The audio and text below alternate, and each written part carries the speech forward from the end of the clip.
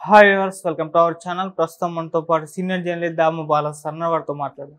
నమస్కారం సార్. నమస్తే. సార్, జగన్ గారు చంద్రబాబు నాయుడు గారిని కాంప్రమైజ్ అవ్వడానికి లండన్లో కలిశారు అన్న ఒక వార్త వైరల్ అవుతుంది సార్. దీంట్లో నిజమెంతుంది? ఇది పాసిబుల్ అంటారా సార్?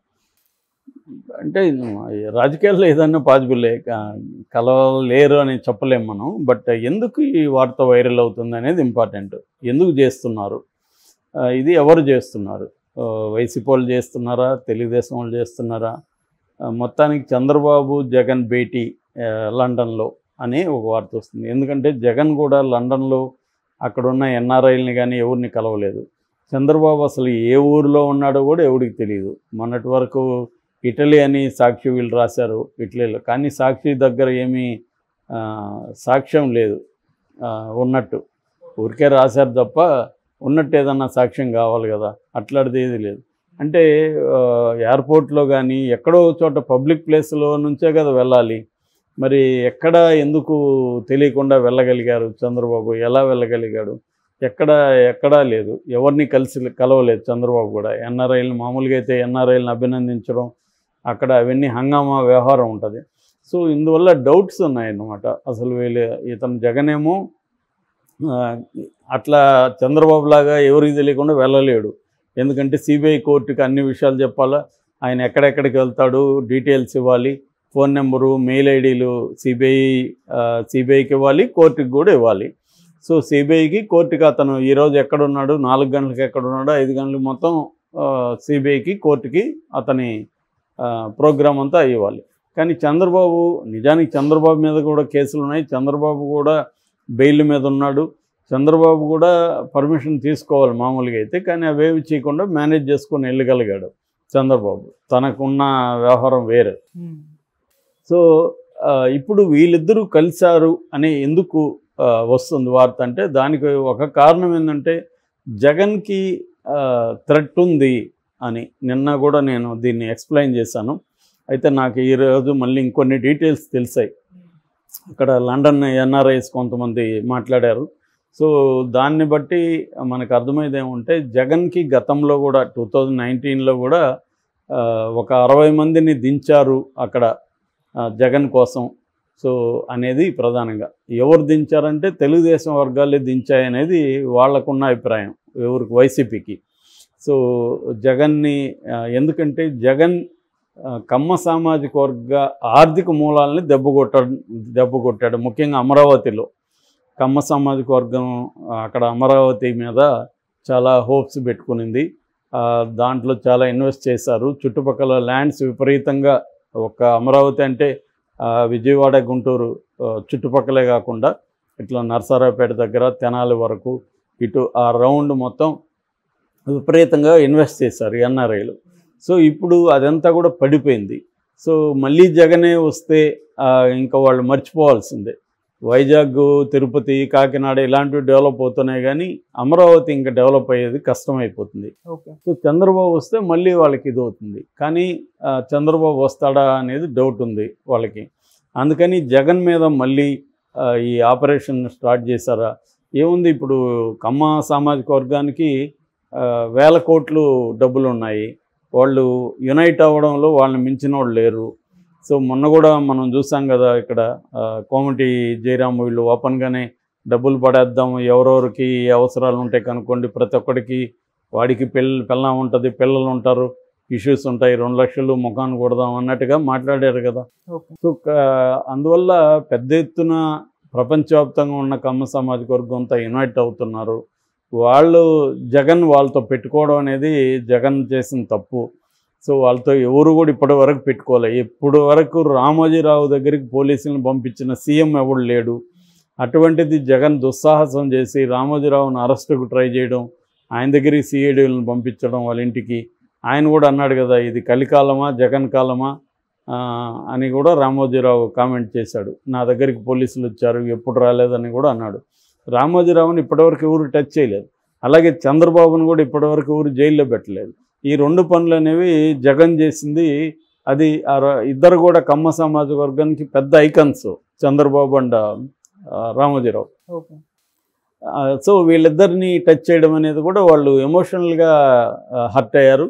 అట్లాగే వాళ్ళ ప్రయోజనాలు మామూలుగా కమ్మ సామాజిక వర్గమే క్యాపిటలిస్ట్ పెట్టుబడిదారీ సామాజిక వర్గం, అది వ్యాపార సామాజిక వర్గం. సో ఈ వ్యాపార సామాజిక వర్గానికి ప్రధానంగా ఏంటంటే వ్యాపార ప్రయోజనాలు ఇంపార్టెంట్. మనకి చూస్తే మనకి 19th సెంచరీలో జమీందారీలుగా ఎక్కువ కమ్మ బ్యాచ్ ఉండేవాళ్ళు. దాని తర్వాత కార్నవాలిస్ వచ్చి రైతువారీ సిస్టమ్ని పెట్టడం. అంటే అప్పటి వరకు ఏంటంటే భూమి మీద ఓన్లీ పంటలను బట్టి ట్యాక్స్ ఉండేది, నువ్వేం పంట పండిస్తే దానికి ట్యాక్స్ ఉండేది. అయితే ఈయన కార్నవాలిస్ వచ్చి ఏం చేశాడంటే భూమిని మెజర్ చేసి ఏ భూమి ఎంత అని అందరికీ డిస్ట్రిబ్యూట్ చేసేసి భూమిని బట్టి ట్యాక్స్ పెట్టారు.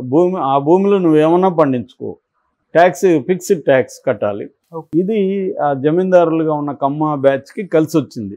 ఎందుకంటే వాళ్ళందరూ కమర్షియల్ క్రాప్స్ వేసుకోవడం, కమర్షియల్ క్రాప్స్ ఎంత వేసుకున్నా కూడా ట్యాక్స్ సేమే కాబట్టి కమర్షియల్ క్రాప్స్ లేకపోవడం. దీనికి ఇంకొక కారణం కాటన్ బ్రిడ్జెస్ కట్టడం, వాటికి వాటర్ని అవైలబుల్గా ఉంచడం, రాజమండ్రి ధవళేశ్వరం కావచ్చు, కృష్ణా బ్యారేజ్ కావచ్చు, ఇవన్నీ. సో వీటి వల్ల కాటన్ను ఒకవేళ బ్రిటిష్ గవర్నమెంట్కి ఇన్కమ్ పెంచడానికి కట్టుండొచ్చు కానీ ప్రధాన గోలు, బట్ ఇది హెల్ప్ అయింది వీళ్ళకి. సో కాటన్ అండ్ కార్నవాలిస్ వీళ్ళిద్దరు వల్ల కమ్మ సామాజిక వర్గం అనేది కమర్షియల్ క్రాప్స్లోకి వెళ్ళారు. కమర్షియల్ క్రాప్స్ని ట్రేడింగ్కి స్మాల్ టౌన్స్లోకి పక్క టౌన్లోకి రావాల్సిన అవసరం. అలాగా వాళ్ళు ఏం చేశారంటే టౌన్లలోకి రావడం, వాళ్ళ పిల్లల్ని ఎడ్యుకేట్ చేయడం, ఈ అగ్రికల్చర్ చుట్టూ ఉండే వ్యాపారాలకు కూడా వీళ్ళే చెరుకు ఫ్యాక్టరీలు కావచ్చు, ఎరువుల ఫ్యాక్టరీలు కావచ్చు, వీటిలంతా కూడా కమ్మ సామాజిక వర్గం రంగంలో ఎదిగింది. అదే టైంలో రెడ్డీస్ ఏమో కాంట్రాక్టులుగా ఉంటున్నారు, రైల్వే కాంట్రాక్టులు, అలాగే రాయలసీమలో ముఖ్యంగా. ఇలాగ కమ్మ సామాజిక వర్గానికి చారిత్రకంగా ఇవన్నీ హెల్ప్ అయ్యి వీళ్ళు బిజినెస్ కమ్యూనిటీగా మారారు. సో మారినప్పుడు వాళ్ళలో యునైట్ కూడా అవ్వడం మొదలైంది. వాళ్ళు వ్యాపారాని కోసం వాళ్ళు కమ్మ ఇక్కడ కాకుండా కోయంబత్తూరులో ఉన్న నాయుడుస్ అంటారు వాళ్ళతో కూడా వీళ్ళకి తమిళనాడులో ఉన్న వాళ్ళతో కూడా సంబంధ బాంధవ్యాలు ఉండడం, ఇవన్నీ జరిగాయి. అలాగా వీళ్ళు యునైటెడ్గా ఉంటారు బిజినెస్ ఇంట్రెస్ట్లో, వాళ్ళకి ప్రతిదీ వ్యాపారం అనేది ఇంపార్టెంట్. సో ఈ కాంటెక్స్లో జగన్ దాన్ని దెబ్బ కొట్టాడు. ఆ హెజమోని అంటారు, ఆధిపత్యం. ఆ ఆధిపత్యాన్ని ఎమోషన్ లెవెల్లోనూ కొట్టాడు, బిజినెస్ లెవెల్లోనూ దెబ్బ కొట్టాడు.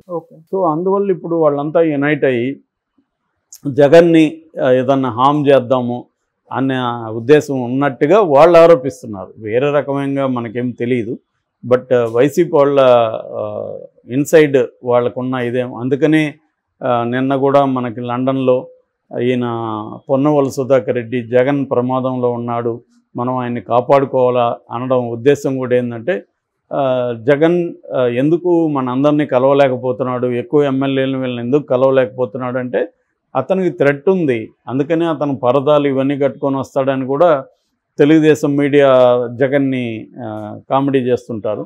నిజానికి జగన్కి విపరీతమైన థ్రెట్ ఉంది కాబట్టే జగన్ జాగ్రత్తగా ఉంటున్నాడు, మనం అందరినీ కలవలేకపోతున్నాడు. నా అదృష్టం నేను కలవగలిగాను. సో మన బర్త్డేకి కూడా నాకు జగన్ విషెస్ చెప్పాడు. సో అందరికీ అదృష్టం ఉండకపోవచ్చు, కాబట్టి ఇప్పుడు చెట్టున కాసిన పువ్వులన్నీ దేవుడి దగ్గరికి అన్ని పువ్వులలో కొన్ని నేలలో జారుతాయి. అలాగా నాకు అదృష్టం ఉండడం వల్ల జగన్ నన్ను కలిశాడు. సో మీరు కలవలేదని మీరేం బాధపడకండి, మనం జగన్ని సేవ్ చేసుకోవాలి అన్నట్టుగా మాట్లాడినట్టుగా మనకి అర్థమైంది. అదేదో చంద్రబాబుతోనే తేల్చుకుందాం, నాకు మీ సామాజిక వర్గాన్ని దెబ్బతీయాలనేమి ఇంట్రెస్ట్ లేదు, నేను అమరావతి డెవలప్మెంట్ కంటే ఆల్రెడీ డెవలప్ అయిన సిటీ అది ఉందని వెళ్ళాను తప్ప నాకు దీని మీద ఏమో గ్రడ్జి లేదు, లేకపోతే మీ సామాజిక వర్గం మీద గ్రడ్జి లేదు అన్నది అతను ఏమన్నా చెప్పాలనుకున్నాడా. ఎందుకంటే థ్రెట్ అనేది ఎప్పటికీ కంటిన్యూస్గా ఉండిందనుకో అది ఇబ్బంది అవుతుంది కదా. సో అందుకని జగన్ రేపు అధికారం దూరం అయితే జగన్కి ఏం సెక్యూరిటీ ఉంటుంది, ఎంత ఉన్నా పెద్ద ఇది లేదు కదా. సో ఆ యాంగిల్లో నుంచి జగన్ మొన్న మాట్లాడడానికి ట్రై చేశాడా అని తెలియదు, చేసుండొచ్చు, ఎందుకంటే చేయరనే ఎవరు కూడా అనుకోవాల్సిన అవసరం లేదు. ఆ రకంగా ఏమైనా ఉందా అనేది డౌట్, ఎందుకంటే నిపులేందు పొగరాదు అన్నట్టుగా లండన్లో వీళ్ళిద్దరూ కలిసారా లేకపోతే ఏదైనా రాయబారం జరిగిందా అనేది తెలీదు. కొంతకాలానికి మనకు క్లారిటీ వచ్చే అవకాశం ఉంది. Okay sir, thank you so much sir.